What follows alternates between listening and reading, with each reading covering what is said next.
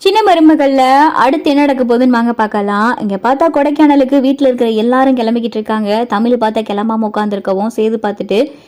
என்ன நீ கிளம்பலையா, நீ கொடைக்கானல் வரலையா அப்படின்னு சொல்லி சேது கேட்கவும், இல்லைங்க நீங்களாம் போயிட்டு வாங்க, நான் எதுக்கு அப்படின்னு சொல்லிட்டு தமிழ் சொல்லவும், என்ன மறந்துட்டியா, அப்பத்தான் உன் கண்ணு முன்னாடி தானே சொல்லிக்கிட்டு இருந்துச்சு, கொடைக்கானல்ல ஏதோ சாமி கும்பிடணும், வயிற்றுல இருக்கிற குழந்தை நல்லபடியா பறக்கணும், சுகப்பிரசமா ஆகணும், அங்கே கோயில போய் கும்பிட்டு வந்தா நல்லது அப்படின்னு சொல்லி அப்பதான் சொல்லிக்கிட்டு இருந்துச்சுல,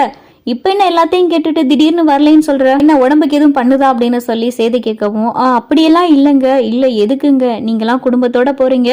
நீங்களும் போயிட்டு வாங்க அப்படின்னு சொல்லிட்டு இங்க பார்த்தா தமிழ சொல்லவும், ஆமா குடும்பத்தோட போறோம் தான், நீயும் என் குடும்பம் தானே அப்படின்னு சொல்லிட்டு சேது சொல்லவும், தமிழுக்கு பார்த்தா சந்தோஷமாயிருது. என்னங்க சொன்னீங்க அப்படின்னு சொல்லிட்டு தமிழ் கேட்கவும், ஆமா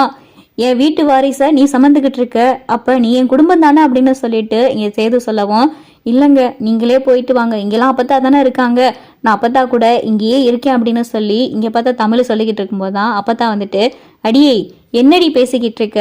கொடைக்கானல்னா நல்லா இங்கே நல்லா குழுன்னு இருக்கும், நான் கண்ணுக்கு 4 விஷயம் நல்லா பார்ப்பேன், நீயும் நல்லா சந்தோஷமா இருப்ப, நீ நல்லா சந்தோஷமா இருந்தா தான் வயிற்றுல இருக்கிற பிள்ளை நல்லா சந்தோஷமா இருக்கும், அங்கே வேற நல்ல பிரசித்தி பெற்ற சக்தி வாய்ந்த கோயில் இருக்கு, நல்லபடியா போய் சாமி கும்பிட்டுட்டு வா, நல்லபடியா உனக்கு குழந்தை பிறக்கும் அப்படின்னு சொல்லிட்டு இங்க அப்பத்தா சொல்லவும், அதுக்கப்புறம் பார்த்தா தமிழ் சரிங்க அப்பத்தா அப்படின்னு சொல்லிட்டு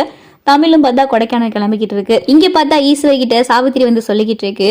என்ன மதினி நீங்க கொடைக்கானல் வரலன்னு சொல்லிட்டீங்க, ஏன் வரல, நீங்களும் வர வேண்டியதானே அப்படின்னு சொல்லிட்டு இங்க பார்த்தா ஈஸ்வரி கிட்ட கேட்கவும், நீங்க வேற அத்தாச்சி இந்த இருக்கிற கொடைக்கானலுக்கு இம்பிட்டு அளப்பற அப்படின்னு சொல்லிட்டு ஈஸ்வரி சொல்லவும், அத்தாச்சி உங்ககிட்ட இப்பதான் ஒரு முக்கியமான விஷயமே சொல்ல வந்தேன்,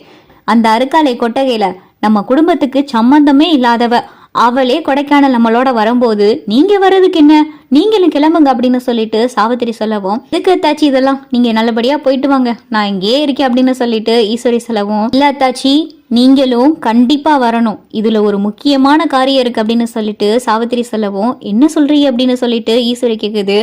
ஆமா நம்ம இங்க இருந்து கொடைக்கானல் போயிட்டு திரும்ப வரும்போது சேது என் மக கழுத்துல தாலி கட்டணும், அப்படி ஒரு முக்கியமான விஷயம் நடக்க போகுது, அதுக்கு நீங்க அங்க இருக்கணும் அப்படின்னு சொல்லிட்டு சாவித்திரி சொல்லுது. என்னத்தாச்சி சொல்லிக்கிட்டு இருக்கீங்க அப்படின்னு சொல்லிட்டு வேகமா பார்த்த ஈஸ்வரி கேட்கவும், ஆமா மதினி என் மக தான் இந்த வீட்டு வாரிசை சமக்க வேண்டியவ, என் மக இருக்க வேண்டிய இடத்துல எங்கேயோ இருந்த ஒரு பரதேசி இந்த வீட்டுல இருந்துகிட்டு இருக்கா,